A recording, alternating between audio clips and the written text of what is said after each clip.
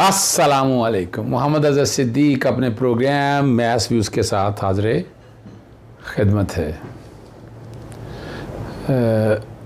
Supreme court में कई समातें थी, कई मामलात थे और लाहौर हाई कोर्ट में बड़ा ज़बरदस्त मामलात हैं।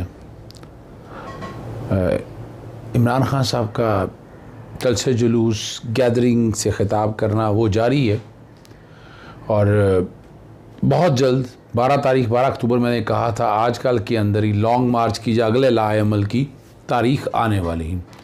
उसमें कई ऑप्शन डिस्कस हैं। एक तो लॉन्ग मार्च है, एक है धरना, एक है बंद करना शहर को। कौन सा तरीक़ाकार आता है वो आप देख लेंगे। और वफाकी वज़ारत दाखिला ने भी एक दरख्वास्त दे दी सुप्रीम कोर्ट में और उन्होंने कहा कि लॉन्ग मार्च को रोका जाए। इधर से Islamabad high court bar association ने दरख्वास्त दे दी है कि लॉन्ग मार्च करने की इजाज़त दी जाए और जो गैर ज़रूरी हर्डल्स क्रिएट किए हैं, कंटेनर लगाए हैं, इनको उतारा जाए। बड़े राइट टाइम पे ये दरख्वास्त दी है। ये कोर्टों के अलावा बाकी मसला मैं नहीं समझता ये कहीं भी नज़र आएगा सेटल होता हुआ। ये समझना ज़रूरी है आप लोगों के लिए और ये आप इसको समझेंगे तो चीज़ें आपको बड़ी आसानी समझ आएंगी।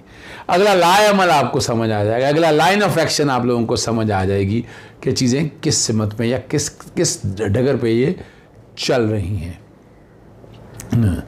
सबसे पहले ले जाते हैं आपको ओवरसीज़ पाकिस्तान की बहुत बड़ी जीत है ये। यानी इनको नॉट पाकिस्तानी कह दिया था कि ये पाकिस्तानी नहीं है और लेकिन हमारी लाहौर हाई कोर्ट ने बड़ा ज़बरदस्त ऑर्डर पास किया। इसमें बीनश अफरीदी हैं जिनके से पटिशन दायर की थी कि नॉट पाकिस्तानी, फिर जो पैसे दिए हैं, फ़ंड दिए हैं, वो प्रोहिबिटेड फंडिंग कैसे होते हैं उनके बारे में कहा गया कि ये जनाब ये तो पाकिस्तानी नहीं है, जो पैसा है ये ज़ब्त कर ले और ये पैसा ज़ब्त कर लिया। इलेक्शन कमीशन के पास कोई जवाब नहीं था, कोशिशें कर रहा था, सिफारिशें ढूंढ रहा था, लेकिन आज उन्होंने कहा जी हम खुद सेटल करते हैं। मैंने कहा नहीं, मैंने नहीं बात मानी कि इनके पास इख्तियार नहीं है सारे मामले खुद समझने का। और वो मैंने जो कि बाहर आके मीडिया से गुफ्तगू की है ज़रा वो सुन लीजिए। लाहौर हाई कोर्ट के जस्टिस शाहिद करीम के पास ओवरसीज़ पाकिस्तानी बीनश अफरीदी ने ममनुआ फंडिंग का ऑर्डर चैलेंज किया था, जिसमें कह दिया गया था कि वो पाकिस्तानी नहीं है। आज इलेक्शन कमीशन ने कहा कि ये मामला सारा उनके पास भिजवा दे, वो ऑर्डर को रिवाइज़ कर लेते हैं। मैंने अदालत के सामने सवाल उठाया कि किस कानून के तहत इलेक्शन कमीशन अपना फैसला रिवाइज़ कर सकता है। ये इख्तियार लाहौर हाई कोर्ट का है। नादरा के वकील ने बताया कि वो दोहरी शहरियत रखती हैं और वो पाकिस्तानी हैं। अदालत ने ममनुआ फंडिंग में बीनश अफरीदी को गैर पाकिस्तानी डिक्लेयर करने का फैसला उस हद तक कलअदम करार दे दिया और वो पाकिस्तानी की हैसियत से जो फ़वाइद हैं उसको हासिल करने का कह दिया। अदालत को दूसरा बताया कि मेरे जो पैसे मैंने तहरीक इंसाफ को फ़ंड दिए हैं वो ज़ब्त कर लिए हैं। ये किस कानून के तहत ज़ब्त कर सकते हैं? मैंने अपनी मर्ज़ी से दिए हैं और मैंने तहरीक इंसाफ को दिए हैं। ये कौन होते हैं पैसे ज़ब्त करने वाले पे? इस पे अदालत ने इलेक्शन कमीशन से इस्तफ़सार किया कि जब वो पाकिस्तानी हैं तो किस कानून के तहत वो पैसे आप ज़ब्त कर सकते हैं। अदालत को इस बारे में मुतमईन करें और अपना तफसीली जवाब दाखिल करें। इलेक्शन कमीशन पाकिस्तानियों के हक़ मुतासर नहीं कर सकता है। जो पाकिस्तानियों के जो राइट हैं वो अदालत वो फराहम करती रहेंगी। अदालत को इस बात पे मुतमईन किया जाए कि जब वो पाकिस्तानी है तो उसका फ़ौरन जो पैसा जो दिया है वो कैसे ज़ब्त किया जाता है। आइंदा समाअत तक अदालत ने इलेक्शन कमीशन से और वफाकी हुकूमत से जवाब तलब कर लिया जस्टिस शाहिद करीम ने। जी, आपने मीडिया से डिस्कशन मेरी सुन ली, जो इंटरेक्शन मेरा हुआ, और ये बहुत बड़ी जीत है और इंशाल्लाह जो पैसा प्रोहिबिटेड जो ज़ब्त किया है वो भी वापस होगा। इसका अल्टीमेटली इम्पैक्ट जो है इलेक्शन कमीशन के उस फैसले पे पड़ना है और वो फैसला कलअदम हो जाएगा।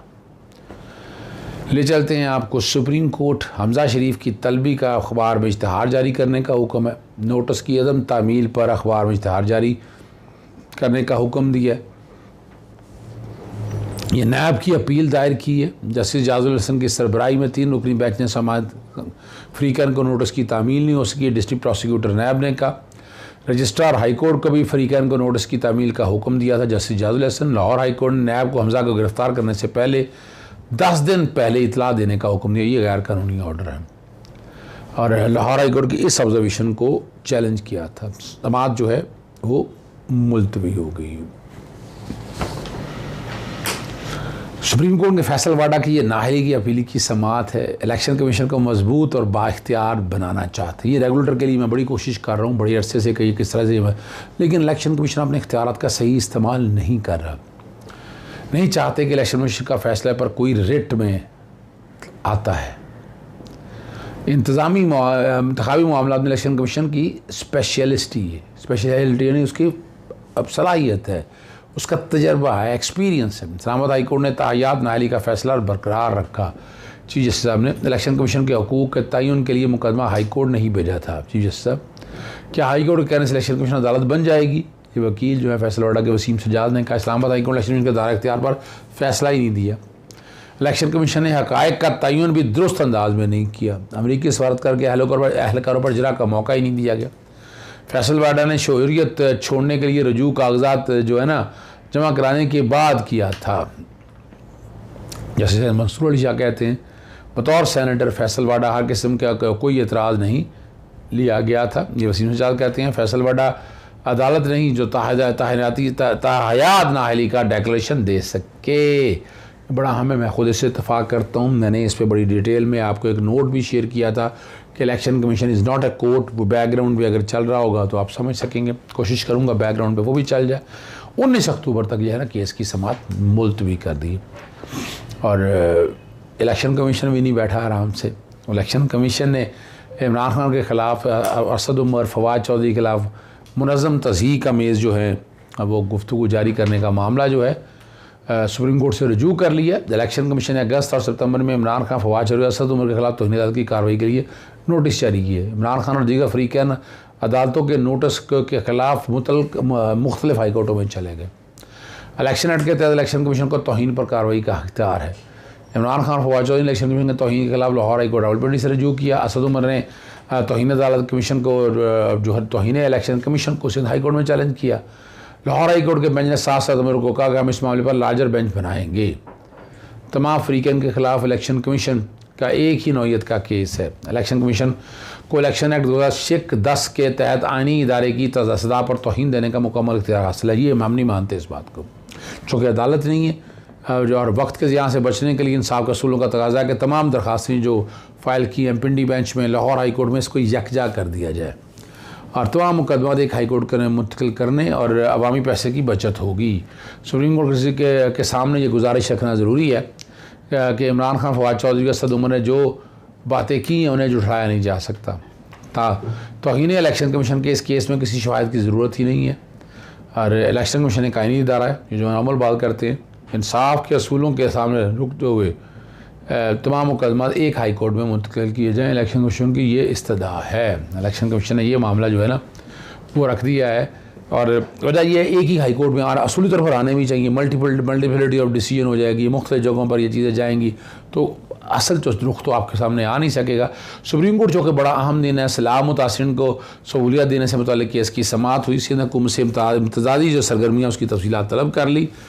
PDME और डायरेक्टरेट जो है ना, डिस्ट्रिक्ट डायरेक्टरेट जो अपना मैनेजमेंट अथॉरिटी से भी जवाब तलब। सिंध हुकूमत ने जवाब जमा कराने के लिए 1 हफ़्ते की मोहलत मांग ली। सैलाबी इंतजाम इख्तियारात नहीं बल्कि अवाम के बुनियादी हकूक़ का मसला है, चीज़ सगरी मार्क्स है। सिंध हाई कोर्ट ने अवामी मफाद में अहकाम जारी किए, चीज़ें सब कहते हैं। ये इमदादी सरगर्मियाँ की निगरानी शहरी कमेटियाँ तश्कील दी गई हैं।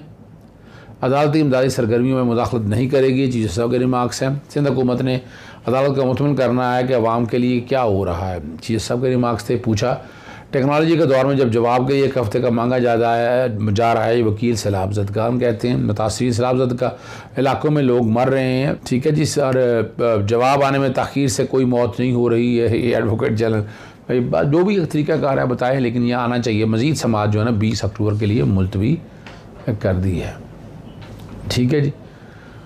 और वज़ीर आज़म, वज़ीर ख़ारजा और वज़ीर दाखिला को नाअहल करार दिया जाए। PTI ने सुप्रीम कोर्ट में आइनी दरख्वास्त दायर कर दी। आइन से हराफ और हल्फ की खिलाफ वर्जी पर वज़ीर आज़म को नाअहल किया जा सकता है। वज़ीर आज़म शहबाज़ को अपने इख्तियारात का नाजायज़ इस्तेमाल किया, गैर मुजाहिद लोगों को पाकिस्तान रहने की इजाज़त दी। ख़ास तौर पर जो अपना जो रकबा है उनके पास कौमी इक़्तिसादी काउंसिल आर्टिकल 50 की खिलाफ वर्जी कर रहा है। 7 वज़ीर-ए-आज़म सबका जो 7 वज़ीर-ए-आज़म और रियासती मुशर्रफ इदारे हैं, वज़ीर-ए-आज़म ने अपने जो इक़दाम पर मबनी जो सदर मुमलिकत को रिपोर्ट पेश कर, हर बार रिपोर्ट पेश करनी होती है। ये मैं बात लास्ट टाइम भी की थी कोर्ट के सामने, आज फिर मैं बात करूँगा सुबह। वज़ीर-ए-आज़म ने ख़ुसूसी रिपोर्ट जो है ना अपना वो मैंने जारी की है।